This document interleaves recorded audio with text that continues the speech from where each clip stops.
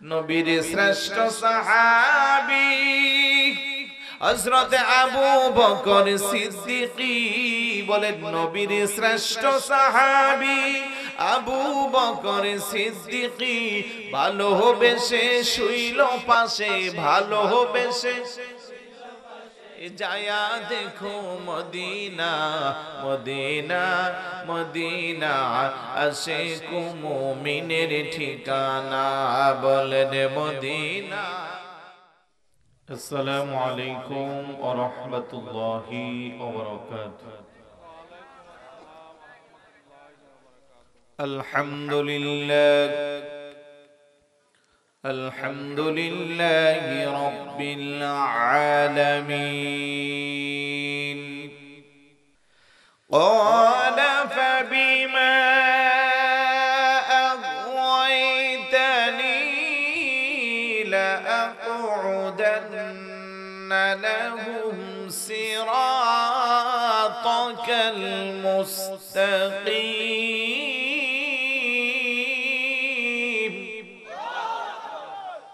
আল্লাহ রে আল্লাহ তুমি আমারে অভিসম্পাদ আর লানত দিয়ে বের করে দিচ্ছ, সুতরাং আমি দেখব তোমার বান্দারা কি করে ভালো কাজে অগ্রগামী হয়। আমি রাস্তার মোড়ে মোড়ে উৎপেতে বসে থাকব। সুম্মা লাআতিয়ান্নাহুম মিন বাইনি আইদিহিম ওয়া মিন খালফিহিম, রাস্তার মোড়ে মোড়ে থাইকা সামনের দিক দিয়ে বাধা দিব, পিছনের দিক দিয়ে বাধা দিব। ওয়া আন আইমানিহিম ওয়া আন শামাইলিহিম, ডান দিকে বাধা দিব বাম দিকে বাধা দিব।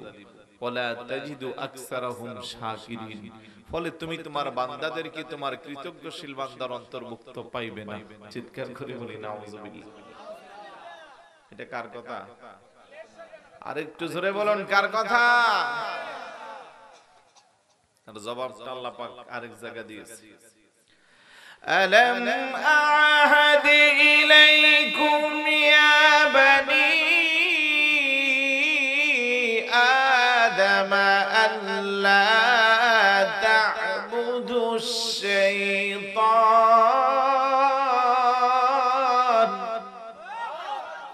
إنه لكم عدو مبين।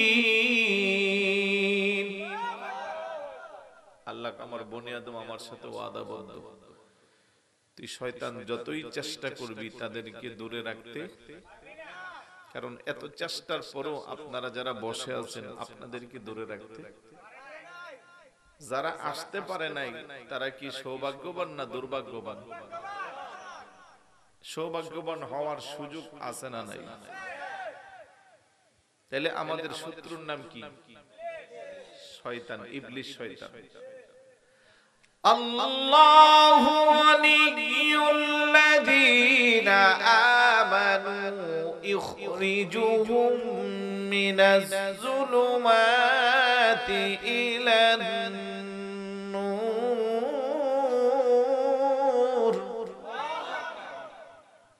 আল্লাহ কো আমি হইলাম ঈমানদারের বন্ধু আর শয়তান হলো ঈমানদারের শত্রু।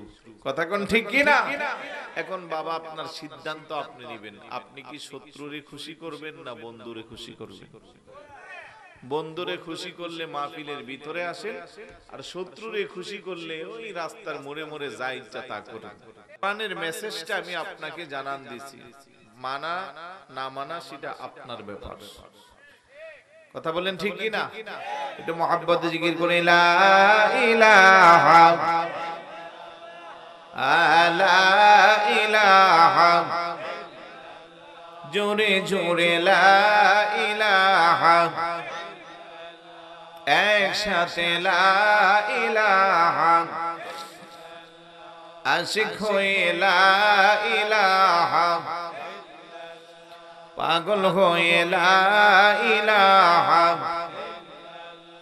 প্রেমিক হয়ে লা ইলাহা। حسبي ربي ما في قلبي حسبي ربي ما في قلبي نور মুহাম্মদ সাল্লাল্লাহু লা ইলাহা লা ইলাহা ভাইজান এই কালেমা প্রচারেতে আসলেন নবী এই ধরাতে বলেন এই কালেমা প্রচারেতে আসলেন নবী এই কত কষ্ট দিনে রাতে কত কষ্ট করিলেন নবী সাল্লাল্লাহু আলা লা ইলাহা লা ইলাহা লা ইলাহা নাই আমল কোন সাধনা যখন জিজ্ঞাসা করবেন রাব্বানা বলেন নাই আমল কোন সাধনা যখন জিজ্ঞাসা করবেন রাব সেদিন নবী আপনি ছাড়া মোদের বাঁচারে আপনি চারে কোন উপায় থাকবে না লা ইলাহা লা ইলাহা লা ইলাহা আমরা কেমনে যাব মদিনা মদিনার রাস্তা চিনি না বলেন কেমনে যাব মদিনার রাস্তা চিনি আমার মুর্শিদ জানে ঠিকানা আমার মুর্শিদ আমরা যাব সোনার মদিনা লা ইলাহা লা ইলাহা ভাইজান কত সুন্দর মদিনা যার নাই কোনো তুলনা বলেন কত সুন্দর যার নাই কোনো তোমরা বুঝেও কেন বুঝো না তোমরা বুঝেও ভাইজান ঈমানে হইল মদিনা লা ইলাহা লা ইলাহা লা ইলাহা ইল্লাল্লাহু মুহাম্মাদুর রাসূলুল্লাহ সাল্লাল্লাহু তাআলা আলাইহি ওয়াসাল্লাম সকলে বলি আলহামদুলিল্লাহ খারাপ লাগতেছে কিছু সময় দেওয়া যাবে অন্তত অনেক দূর থেকে আসছি তো এক ঘন্টাও যদি কথা না বলি হকটা আদায় হবে না ঠিক না তাই রাতের শীতের কথা বিবেচনা করে পীর সাহেব হুজুরও উপস্থিত হয়েছে সবকিছু মিলে অল্প সময়ে বেশি কথা বলার চেষ্টা করব ধৈর্য ধরে বসবেন তো সবাই বলেন ইনশাআল্লাহ আমি কোরআন থেকে একটা আয়াত তেলাওয়াত করেছি তার দিকে নজর দিয়ে কথা বলবো আল্লাহ সুবহানাহু ওয়া তাআলা ইরশাদ করেন ইন্নাল্লাযীনা ক্বালু রাব্বুনাল্লাহু সুম্মা ইসতাকামু তাতানাজ্জালু আলাইহিমুল মালাইকাতু আল্লা তাখাফু ولا تحزنوا وأبشروا بالجنة التي كنتم توعدون إن الذين قالوا নিশ্চয়ই যারা বলে রব্বুনা আল্লাহ রব আমাদের আল্লাহ সুম্মাস্তাকামু অতঃপর সেই কথার উপরে অবিচল থাকে অটল থাকে আমার ভাইরা বুঝে থাকলে জবাব দেন আমাদের রবকে আর একটু জোরে বলুন আওয়াজটা যথাযথ হচ্ছে না। হায়াতের মালিক কে? সম্মানের মালিক কে? রিজিকের মালিক কে? আমরা ইবাদত বন্দেগী করব কার? আর একটু জোরে বলুন আল্লাহ। ইন্নাল্লাযীনা ক্বালু রাব্বুনাল্লাহ, নিশ্চয় যারা বলে রব আমাদের আল্লাহ, বলেন না রব আমাদের, সুম্মাস্তাকামু, অতঃপর সেই কথার উপরে স্থির থাকে, অটল থাকে, কোনোভাবেই তাকে সেই কথা থেকে দূরে সরানো যায় না, এমন পাক্কা ঈমানদার জমিনে আছে না নাই? আবার কিছু ঈমানদার আছে গোপালপুরে আসলে এক প্রকারের ঈমান, মাধবপুর স্টেশন গেলে আরেক প্রকারের ঈমান। আওয়াজ দেন আছে না নাই? কিছু ঈমানদার আছে মাথায় পাগড়ি, গালে দাড়ি, পরনে জুব্বা, মাথায় টুপি, লম্বা দাড়ি, কিন্তু 500 টাকার কাছে ঈমান বিক্রি করে, আছে না নাই? খারাপ লাগতেছে? 500 টাকার কাছে ঈমান বিক্রি করে সারা জীবন নবীর সাহাবীকে সাহাবী মান্য যারা, এখন এসে সাহাবাদের সমালোচনা করে টাকার কাছে বিক্রি হই, আছে না নাই? তাদের বিরুদ্ধে যারা কথা বলে তাদের একজন পীর সাহেব হুজুর, যতটুকু জানি, কথা বলেন ঠিক কি না? এই জন্য শত্রু বাড়ে যায়, ভক্ত মুরিদ ছুটে যাওয়ার ভয়ে পাক্কা ঈমানদার যারা, সত্যিকারের পীর যারা, হক কথা কখনো তারা কম কয় না, কথা কোন ঠিক কি না? লক্ষ লক্ষ মুরিদের দরকার নাই, খানকা ভর্তি মুরিদ লাগবে না, যোগ্য 5টা মুরিদ হইলেই পীরের মিশন সাকসেস, কথা কোন ঠিক কি না? এই জন্য ঈমান বড় দামি জিনিস। মুখে যারা বলে রব আমাদের আল্লাহ, সুম্মাস্তাকামু, অতঃপর সেই কথার উপরে অবিচল থাকে, অটল থাকে, স্থির থাকে, আমার আল্লাহ তাতানাজ্জালু আলাইহিমুল মালাইকা, আমি আল্লাহ তাদের সাহায্যের জন্য ফেরেশতা পাঠাই। তাফসীরের মধ্যে আসছে কিসের সাহায্য?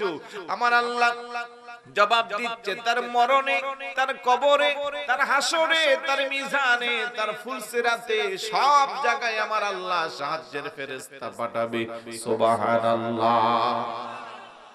আল্লাহ তাখাফু ওয়ালা তাহজানু, তার কোনো ভয় নাই, তার কোনো চিন্তা নাই। মুফাসসিরে কেরাম বলেন লা খাউফুন আলাইহিম ফিদ দুনিয়া ওয়ালা হুম ইয়াহজানুনা ফিল আখিরাহ, দুনিয়াতে তার কোনো ভয় নাই, আখিরাতে তার কোনো চিন্তা নাই। তারপরে আল্লাহ বলেন ও আবশিরু বিল জান্নাহ, আর তার জন্য আমি রেখে দিয়েছি জান্নাত। বড় করে বলি সুবহানাল্লাহ। ভাই মনোযোগ আছে? বোঝা যায় এই সবগুলো বৈশিষ্ট্য কার কথা? যে মুখে বলে রব আমার আল্লাহ, অতঃপর সেই কথার উপরে স্থির থাকে, কোনোভাবেই সেই কথা থেকে দূরে যায় না। ওই ব্যক্তির জন্য আল্লাহকে আমি সাহায্যের জন্য ফেরেশতা পাঠাবো। সাহায্য কোথায় করবে? মরণে, কবরে, হাসরে, মিজানে, ফুলসিরাতে। আমার আল্লাহকে তার ভয় নাই, দুনিয়াতে তার ভয় নাই, আখিরাতে তার কোনো চিন্তা নাই। ও আবশিরু বিল জান্নাহ, আর তার জন্য রয়েছে জান্নাতের শুভ সংবাদ। সুবহানাল্লাহ বলবেন না? উঠবেন না কেউ? আমি জানি আপনাদের কাছে কথাগুলো ভালো লাগবে না, আপনাদের কাছে ভালো লাগবে মহিলা বাউল শিল্পী দিয়া গান গাইলে, কারণ আশেপাশে যখন গান হয় তখন মানুষের অভাব হয় না, সুন্নি মহাসম্মেলন হইলে মানুষের অভাব। কথা বলেন ঠিক কি না? এই কথাগুলো বলতেছি কোরআনের কথা, যতক্ষণ বলবো ক্ষুদ্র জ্ঞানে কোরআন হাদিসের বাইরে একটা কথাও বলবো। 5 জন থাকেন আর একবারে নাই থাকেন, কোনো আসে যায় না। তবে আফসোস লাগে যখন বসে উঠে চলে যান। কেন এমন কি কথাটা বলা হইলো এখানে যে কথার কারণে আপনার গায়ে আগুন ধরতেছে, আপনার মেজাজ গরম হয়ে গেছে? ঈমানদারের জান্নাতের শুভ সংবাদের কথা শোনাচ্ছি, তার মানে কি আপনার ঈমান নাই? আরে আওয়াজ দেন না, এখানে যারা বসছেন ঈমান আছে না নাই? ঈমান থাকলে উঠেন কি করে? আপনার শুভ সংবাদ তো দেওয়া হচ্ছে, আল্লাহর পক্ষ থেকে কি নিয়ামত দেওয়া হয়েছে। আল্লাহ কো আবশিরু বিল জান্নাত, তাদের জন্য জান্নাতের শুভ সংবাদ। কেমন জান্নাত? ইন্নাল্লাযীনা আমানু ওয়া আমিলুস সালিহাতি কানাত লাহুম জান্নাতুল ফিরদাউসি নুজুলা। নিশ্চয় যারা ঈমান এনেছে, সৎ কাজ করেছে, নেক কাজ করেছে, তাদের জন্য আমি আল্লাহর নিকট রয়েছে জান্নাতুল ফিরদাউস, সবচেয়ে ভালো জান্নাত। বড় করে বলি সুবহানাল্লাহ। ইন্নাল্লাযীনা আমানু ওয়া আমিলুস সালিহাতি লাহুম জান্নাতুন তাজরি মিন তাহতিহাল আনহার খালিদিনা ফিহা আবাদা। যারা ঈমান এনেছে, সৎ কাজ করেছে, তাদের জন্য রয়েছে ওই জান্নাত, যে জান্নাতের নিচে দিয়া ঝর্ণা সমূহ প্রবাহমান, যে জান্নাতের শুরু আছে শেষ নাই, যেই জান্নাতে একবার প্রবেশ করলে আর বের হইতে হই না। আবাদান আবাদা, চিরস্থায়ী জান্নাত। চিৎকার করে বলি সুবহানাল্লাহ। এরে আমার গোপালপুরের বাইরা বাবারা, আজকে যদি গোপালপুর গ্রামে একটা বাড়ি বানানো হয়, আধুনিক ডিজাইন দিয়ে 5 কোটি টাকা খরচ করে যদি বাড়ি বানাই, এলাকার হাজার হাজার মানুষ তার বাড়িটা দেখার জন্য প্রত্যেকদিন বিকাল বেলা ভিড় জমায়। কথা কোন ঠিক কি না? যুবক বাইরা যায় বাড়িটারে সামনে নিয়ে সেলফি উঠাই, ফেসবুকে আপলোড দেয়, আমাদের গ্রামের এত চমৎকার বাড়ি আমার নজরে আর পড়ে নাই। অথচ এই বাড়ির মেয়াদ 100 বছর, 200 বছর, 150 বছর, 50 বছর। যিনি বানাইছে উনি হয়তো একদিন থাকে, 2 দিন থাকে। আবার অনেক বাড়ি অনেকে বানায়, একটা রাইতো ঘুমাইবার সুযোগ পাই না। কথা কোন ঠিক কি না? কিন্তু গোপালপুরের যদি বাঙ্গা ঘরে ঘুমান, যেই ঘরে কনকনে শীতের রাতের বেলা ঘুমানো যায় না, বৃষ্টি আসলে পরে ভিতরে পানি ঢুকে যায়, কিন্তু আপনি যদি পাক্কা ঈমানদার হন, আমার আল্লাহ আপনার জন্য পরকালে রেখে দিবে জান্নাত। সুবহানাল্লাহ। দুনিয়ার নামি দামি বাড়ির মেয়াদ 100 বছর, কিংবা নামি দামি বাড়ি সর্বোচ্চ 150 বছর, কিন্তু আমার আল্লাহ ঈমানদারের জন্য যে জান্নাত বানাই, তার মেয়াদ আল্লাহ কো খালিদিনা ফিহা আবাদা, চিরস্থায়ী, যার শুরু আছে শেষ নাই। দুনিয়াতে বাড়ি বানা ইট বালু সিমেন্ট দিয়া, আমার আল্লাহ কো জান্নাতবাসীদের জন্য আমি যে জান্নাত বানাচ্ছি, জান্নাতের একটা ইট হবে স্বর্ণের, আরেকটা হবে রূপার, আরেকটা হবে ইয়াকুত পাথরের, আরেকটা হবে জমরুদ পাথরের। দুনিয়াতে একটা ইটের সাথে আরেকটা ইট লাগাই বালিয়ার সিমেন্ট দিয়া, আর জান্নাতের একটা ইটের সাথে আরেকটা ইট লাগাইবে মেশক আম্বর দিয়া। সুবহানাল্লাহ। এত চমৎকার করে আমার আল্লাহ সাজাইবে। দুনিয়ার বাড়ি সর্বোচ্চ 2000, 3000, 5000 স্কয়ার ফিটের হয়। রাসূলুল্লাহ হাদিসের মধ্যে বলতে আছে, আমার উম্মতের জন্য আমার আল্লাহ যে জান্নাত বানাইবে, সবচেয়ে ছোট জান্নাতটা হবে দুনিয়ার 10টার সমান। বড় করে বলি সুবহানাল্লাহ। গোপালপুরের নামি দামি বাসভবন বানাইয়া আছেন, হঠাৎ করে মন চাইছে রসমলাই খাইতে। ছেলে চাকরি করে কুমিল্লা, ফোন দিলেন, বাবা তাড়াতাড়ি করে আমার জন্য রসমলাই নিয়ে আসো। আসতে সময় লাগবে কি লাগবে না? আওয়াজ দিয়ে বলুন। 3-4 ঘন্টা আসতে আসতে রুচি শেষ, এখন আর খাইবার মন চাই না। কিন্তু আপনি যখন আল্লাহর দেওয়া জান্নাতে বসবাস করবেন, আপনার একটা খাবারের পরে একটা খাবার মাইতে মন চাইবে, কোনো সমস্যা নাই। আপনার পেট একেবারে গলা পর্যন্ত পুরানো হয়ে গেছে, এখন আবার মন চাচ্ছে কুমিল্লার রসমালাই খাইতে। সামনে এসে হাজির, মুখ খুইল্লা কারো বলতে হবে না, ইশারা করেও কাউকে বলতে হবে না। আমার আল্লাহ জবাব দিচ্ছে, ওয়ালাকুম ফিহা মা তাশতাহি আনফুসুকুম ওয়ালাকুম ফিহা মা তাদউন। জান্নাতবাসীরা শুধু মনে মনে নিয়ত করবে, আল্লাহ এই খাবারটা যদি এখন আমি খাইতে পারতাম, মুখ খুললা বলতে হবে না, কাউকে ইশারাও দিতে হবে না, নিয়তটা করতে দেরি, সামনে এসে ডিসপ্লে হইতে দেরি না। সুবহানাল্লাহ। দুনিয়াতে এখন খাইয়া গেলাম, মাধবপুর যাওয়ার পরে যদি আমার হাবিব ভাই টানাটানি করে, হুজুর একটু খাবার আমার ঘরে খান, কারণ একটা হাবিব ভাই আছে, সব হুজুরের সাথে সম্পর্ক আছে না? আছে নাকি? পাগলা না গেছে? আসছে, আমার সাথে দেখা করে গেছে। এখন যদি বলে হুজুর আমার ঘরে একটু খান, আমি বলবো গোপালপুর থেকে এমন খানা খাইছি, খাবারটা বড় মজা ছিল, গলা পর্যন্ত পোড়াইছে, এখন খাইতে পারবো না। উনি যদি বলেন না না খাইতে হবে, আমি বলবো সম্ভব না।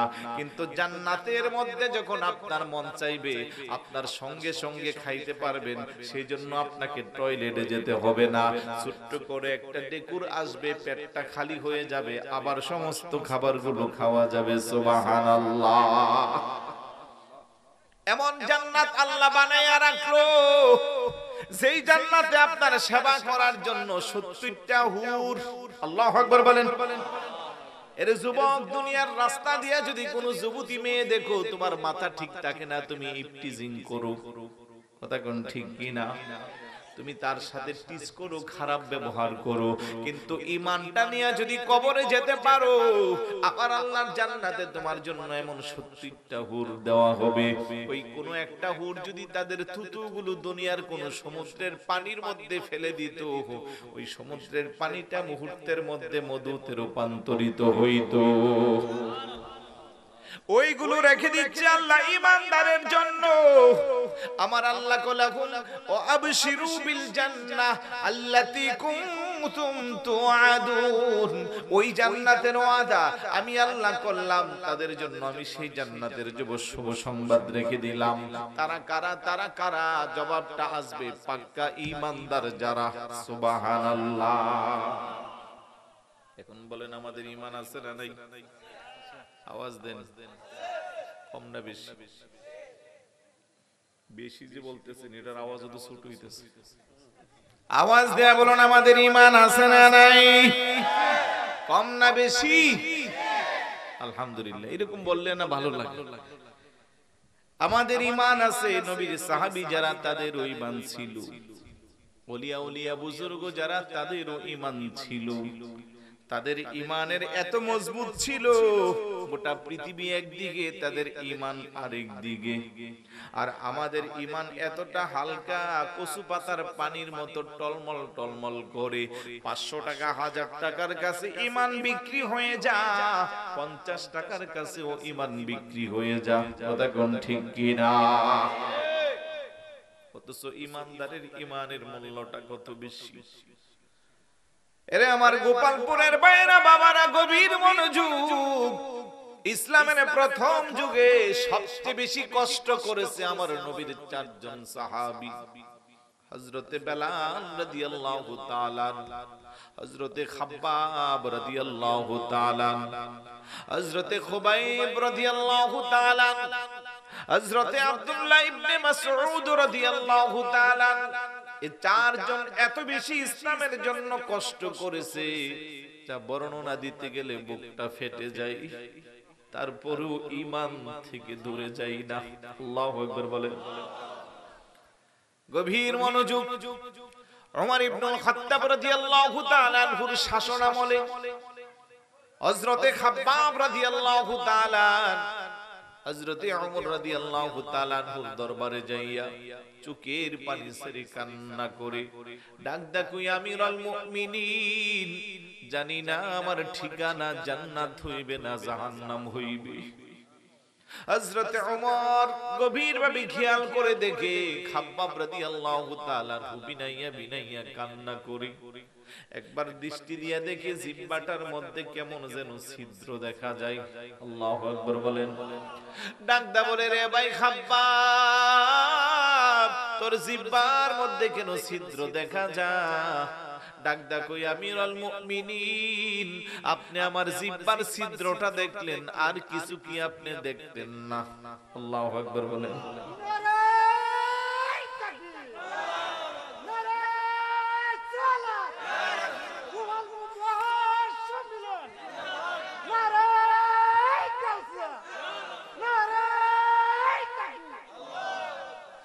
ডাক দিয়া গো, রে খাব্বাব, কি দেখাইবার চাস? তোর জিহ্বার মধ্যে ছিদ্র কেন? আর কিছু কি দেখবেন না? আস্তে করে জামাটা খুইলা পিঠটা যখন ঘুরাইয়া দিল, হযরত ওমর ডাক দেখো, খাব্বাব তোর পিঠের মধ্যে গোশত নাই, গোশত নাই, কালো কালো কয়লার আগুনের পোড়ার দাগ দেখা যায়। কেন রে তোর পিঠের এই অবস্থা ভাই? তোর পিঠে কেন গোশত নাই? হাড্ডিগুলা পর্যন্ত কয়লার আগুনের পোড়ার দাগ দেখা যায়। চোখের পানি ছেড়ে কান্না করি, আমিরুল মুমিনিন ইসলামের প্রথম যুগে নবীকে ভালোবেসে কালমা পড়ে মুসলমান হয়েছিলাম। এই একটা অপরাধে মক্কার নামি দামি কাফির মুশরিক বেঈমানেরা আমি খাব্বাবের হাত পা চারটার মধ্যে রশি দিয়া বাইদা গোরার লেজের মধ্যে আমার রশিটারে দিয়া গোরাটারে দ্রুত গতিতে জঙ্গলের মধ্যে ঘুরাইতো, জমিনের মধ্যে আমারে খামাগুড়ি খাওয়াইতো।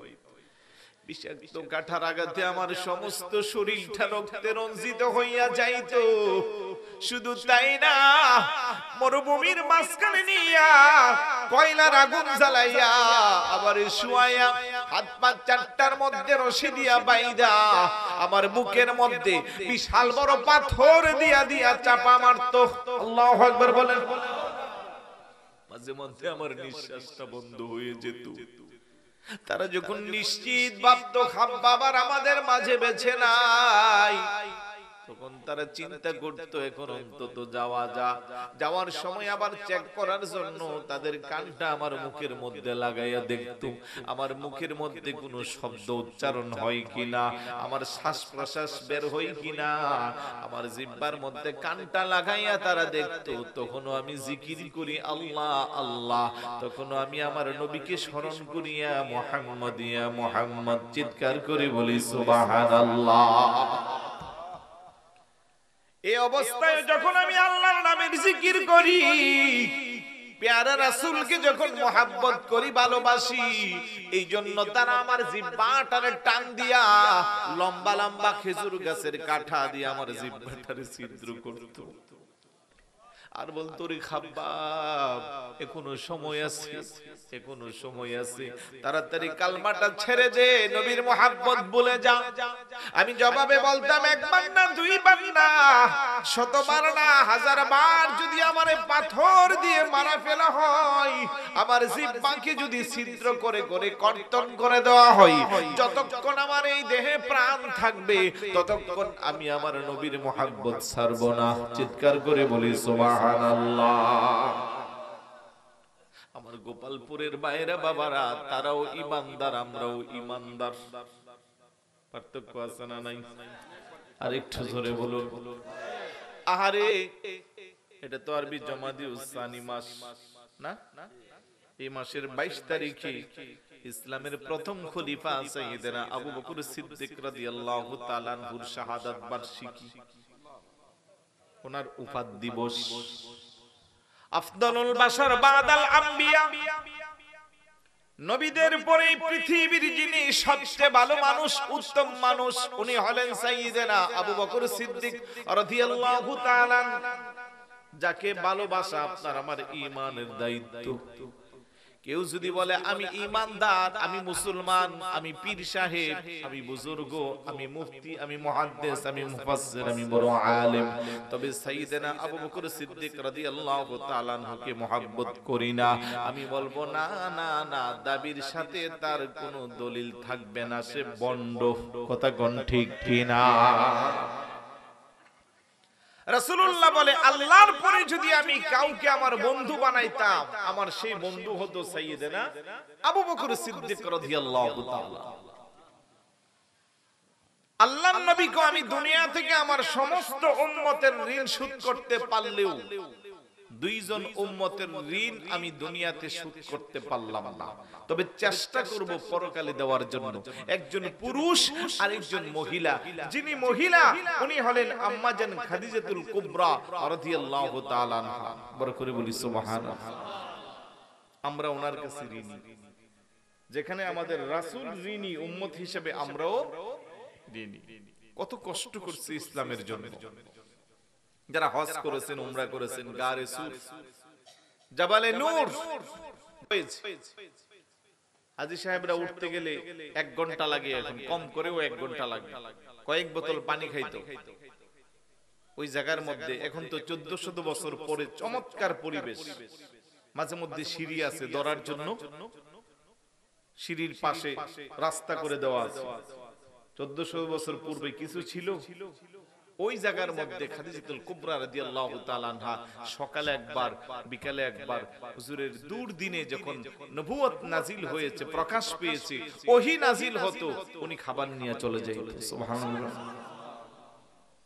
আর সমস্ত অর্থ সম্পদ ইসলামের জন্য দিয়েছে। আরেকজন পুরুষের মধ্যে যিনি উনি হলেন সাইয়্যিদানা আবু বকর সিদ্দিক রাদিয়াল্লাহু তাআলা। আল্লাহর নবীকে আমি তাদের ঋণ দুনিয়াতে শোধ করতে না পারলেও পরকালে দেওয়ার চেষ্টা করব। এই জন্য আবু বকর সিদ্দিক রাদিয়াল্লাহু তাআলা আনহুকে আমরা ছোটকালে বই পুস্তকে পড়েছি ইসলামের ত্রাণকর্তা। কথা কোন ঠিক কিনা?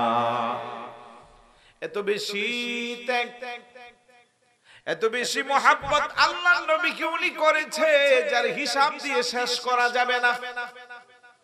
যার গোটা জীবনের আমল না, বছরের আমল না, মাসের আমল না, সপ্তাহের আমল না, এক রাতের আমল যদি এক পাল্লায় রাখা হয়, উম্মতের সমস্ত আমল যদি আরেক পাল্লায় রাখা হয়, সাইয়্যিদানা আবু বকর সিদ্দিক রাদিয়াল্লাহু তাআলা আনহুর আমলের পাল্লার ওজন হবে বেশি। আম্মা জান আয়েশা সিদ্দিকা রাদিয়াল্লাহু তাআলা আনহা পূর্ণিমার চাঁদের রাত রাসূলুল্লাহর পাশে বসা, হুজুরকে জিজ্ঞাসা করি, ইয়া রাসূলুল্লাহ, আকাশে যতগুলো চাঁদের তারকারাজি আছে তত পরিমাণের আমল কি আপনার কোন উম্মতের আমলে আছে? সুবহানাল্লাহ বলবেন না? রাসূলুল্লাহ কহা আছে। কার? হযরতে ওমর ইবনুল খাত্তাব রাদিয়াল্লাহু তাআলা। আম্মা জান আয়েশা সিদ্দিকা রাদিয়াল্লাহু তাআলা আনহার চেহারাটা মলিন হয়ে গেছে। ডাক দেখো, আয়েশা আপনার চেহারাটা মলিন কেন? কই ইয়া রাসূলুল্লাহ, আমি ভেবেছিলাম এই প্রশ্নের জবাবে আপনি আমার বাবার নাম বলবেন, কারণ ওনার বাবা হযরতে আবু বকর সিদ্দিক রাদিয়াল্লাহু তাআলা। আমার নবী ডাক দেখো, আয়েশা আপনি মন খারাপ করিয়েন না, আপনার বাবার নাম বলি নাই তো কি হয়েছে? আপনার বাবার তো গোটা জীবনের আমল না, আপনার বাবার এক রাতের আমল যদি এক পাল্লায় রাখা হয়, গোটা উম্মতের সমস্ত আমল যদি আরেক পাল্লায় রাখা হয়, আপনার আব্বার এক রাতের আমলের মূল্য বেশি হবে। বড় করে বলি সুবহানাল্লাহ। সে রাতটা কোন রাত? হিজরতের রাত। বলেন না কোন রাত? হিজরতের রাত। 6 মাস আগে কোন একদিন রাসূলুল্লাহ বলছে, আবু বকর আমি হিজরত করব মক্কা থেকে মদিনা, তবে আপনি হবেন আমার সঙ্গী। 6 মাস পরে রাসূলুল্লাহ দরজার পাশে কোন একটা রাতে যাইয়া শুধু ছোট্ট করে একটা ডাক দিছে। একটা ডাক দিতে দেরি দরজা খুললা সামনে হাজির নবী। আমার আশ্চর্য হয়ে গেল, ডাক করে আবু বকর, ছোট্ট একটা ডাক দিলাম, কেমনে আপনি তো তাড়াতাড়ি দরজা খুললেন? আপনার কি ঘুম নাই? আপনি কি রাতের বেলা ঘুমান না? ডাক দেখো, ইয়া রাসূলুল্লাহ, ইয়া হাবিবাল্লাহ, 6 মাস আগে আপনি আমাকে বলছিলেন হিজরত করবেন, কোন দিন করবেন, কোন রাতে করবেন, কয়টা বাজে করবেন, সেগুলো আপনি কিছু বলেন নাই। আজকে 6 মাস যাবত আমি আবু বকরের কোনো ঘুম নাই, আমি দরজার পাশে রাতের বেলা কানটা লাগাইয়া অপেক্ষা করি আমার রাসূল কখন আমারে ডাক দিবে। একটা ডাকের বেশি যেন 2টা ডাক দিতে না হয়। সুবহানাল্লাহ। কেমন পাক্কা ইমানদার ছিল। ছোটকালে উনি 7-8 বছরের বয়স, আব্বা একদিন নিয়ে গেল, তখন তো ওনারা সবাই পৌত্তলিকতার বিশ্বাসী ছিল, মূর্তি পূজা করার জন্য নিয়ে গেছে। মূর্তির রুমে নিয়া বাবা বলতেছে, আবু বকর, হাদিহি ইলাহাতুকা সুম্মুল উলা ফাসজুদ লাহা, এটা আমাদের সবচেয়ে বড় খোদা, তুমি একটা সিজদা করো। নাউজুবিল্লাহ বলবেন। ওই সময় কিন্তু সবাই সিজদা করে, কারণ এখনো ইসলাম ধর্ম প্রকাশ পান নাই। কিন্তু সবাই করলে কি হবে? উনি তো পিয়ারা রাসূলের ছোটকালের সহচর, ছোটকালের বন্ধু। বলে ঠিক আছে বাবা আপনি চলে যান। যাওয়ার পরে মূর্তিরে ডাক দেখো, ইন্নী জাইউন ফাআতইমুনি, আমার খুব ক্ষুধা লাগছে, তুমি যেহেতু ক্ষুধা তাইলে আমার একটু খাবার দাও। মূর্তি কি খাবার দিতে পারে? আর একটু জোরে বলুন না। কিছুক্ষণ পরে কই ইন্নী আরিন ফাআকসিনি, আমার একটা কাপড় লাগবে, খোদা আমার একটা কাপড় দাও। কোনো শব্দ নাই, কোনো শব্দ নাই। এবার বিশাল বড় একটা পাথর হাতে নিচ্ছে, পাথরটা হাতে নিয়ে শরীরের সর্বশক্তি দিয়ে বলতেছে, তুই যদি খোদা হইয়া তাহস অন্তত আমারে খাবারও দিলি না, কোনো দুঃখ নাই, আমারে পোশাকও দিলি না, কোনো দুঃখ নাই, ফামনা নাফসাক, অন্তত তুই তোর নিজের রক্ষা কর। আল্লাহু আকবার বলবেন। এমন জোরে পাথর মারছে, বিকট শব্দ আওয়াজ, মূর্তি ভাঙে চুরমার। আশেপাশের সব মানুষ দৌড়ে আসছে। আবু বকর সিদ্দিক রাদিয়াল্লাহু তাআলা আনহুর বাবা ডাক দিয়া করে, আবু বকর এই সমাজের মানুষ জানে তুমি বড় ভদ্র, তুমি বড় ভালো, তোমার চেয়ে শিষ্টাচার নম্র ভদ্র ওলা কোনো পোলাপাইন নাই, তোমার মতো সন্তান নিয়ে আমি গর্ব করি। আজকে তুমি যেই কাজটা করলা এই সমাজে মানুষের কাছে আমি আর এখন মুখ দেখাইতে পারবো না। আবু বকর ডাক দেখো, বাবা চিল্লা চিল্লি করিয়েন না, কেমন খোদার কাছে আপনি আমারে আনছেন, আমি পানি চাইছি আমারে পানি দিতে পারে না, খাবার চাইছি আমারে খাবারও দিতে পারে না, কাপড় চাইছি কাপড়ও দিতে পারে না, শেষ পর্যন্ত নিজের খোদা নিজের রক্ষা করতে পারে না, এটা কেমন খোদা আমার বুঝে আসে না। সুবহানাল্লাহ। বাবা মান সম্মানের বই আর কিছু না বললে বাড়িতে দৌড়ে নিয়ে গেছে। বাড়িতে নিয়ে আবু বকর সিদ্দিক রাদিয়াল্লাহু তাআলা আনহুর মারে কোথায় চিল্লাচ্ছেন কেন? তোমার এই সন্তান নিয়ে তুমি বহু গর্ব করছো, তোমার এই পোলা খুব ভালো, কিন্তু আজকে যে কাজটা করছে এই সমাজে আর মান সম্মান রাখছে না। ডাক দেয়া মনে প্রাণের স্বামী কি করলো? সবচেয়ে বড় খোদার কাছে নিয়ে গিয়েছিলাম, তোমার আবু বকর খোদারে সিজদার পরিবর্তে পাথর মেরে চুরমার করে দিয়েছে। আবু বকর সিদ্দিক রাদিয়াল্লাহু তাআলা আনহুর মা ডাক দেখো, প্রাণের স্বামী আমার খবরদার, খোদার দোহাই আবু বকরকে আপনি কিছু বলিয়েন না, আবু বকর সম্পর্কে আপনি জানেন না, তাহলে শুনেন শুনেন শুনেন। বলে কি? আবু বকর যখন আমার পেটে ছিল আমি অনেকবার মূর্তির ঘরে গিয়েছিলাম, যেই মাত্র মূর্তির ঘরে প্রবেশ করে মূর্তির সিজদা দেবার নিলাম, অমনিতি আমার পেটের মধ্যে চুনচুন করে ব্যথা শুরু হয়ে যেত, বেতার যন্ত্রণা অস্থির হয়ে যেতাম, মূর্তিরে আর সিজদা দিতে পারতাম না। আবার যখন মূর্তির ঘর থেকে বাহিরে চলে আসতাম বেতাটা বের হয়ে যেত, একবার না দুইবার না অনেকবার। আরেকবার ভাবছি আজকে জোর করে হলেও একটা সিজদা মারবো, কিন্তু সিজদা দিবার নিলে আমার পেটের মধ্যে লাত্তি শুরু হয়ে গেছে, কষ্ট যন্ত্রণা বেড়ে গেছে, আমি আর সিজদা দিতে পারি না।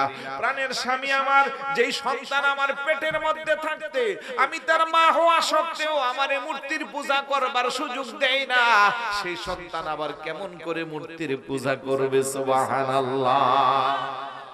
ও আমার স্বামী, শুধু তাই না, শুনেন শুনেন শুনেন, আমার যখন প্রসব যন্ত্রণা শুরু হয়েছিল আপনারা কেউ আমার পাশে ছিলেন না, হঠাৎ করে অদৃশ্য থেকে আওয়াজ আসলো, ইয়া আমাতুল্লাহি আলা তাহকিক আবশিরি বিল ওয়ালাদিল আতিক ইসমুহু ফিস সামাই সিদ্দিক লিমুহাম্মাদিন সাল্লাল্লাহু আলাইহি ওয়াসাল্লাম সাহিবু ওয়া রাফিক।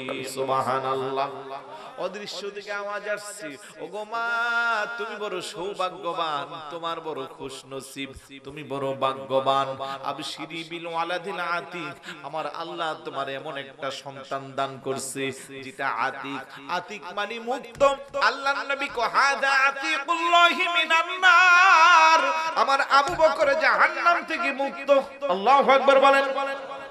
শুধু তাই না, মসজিদে নববী শরীফের মধ্যে আল্লাহর নবী সাহাবাদেরকে নিয়ে যখন আলোচনা করতেছেন, আবু বকর সিদ্দিক রাদিয়াল্লাহু তাআলা আনহু সামনে দিয়ে হেঁটে যাচ্ছে।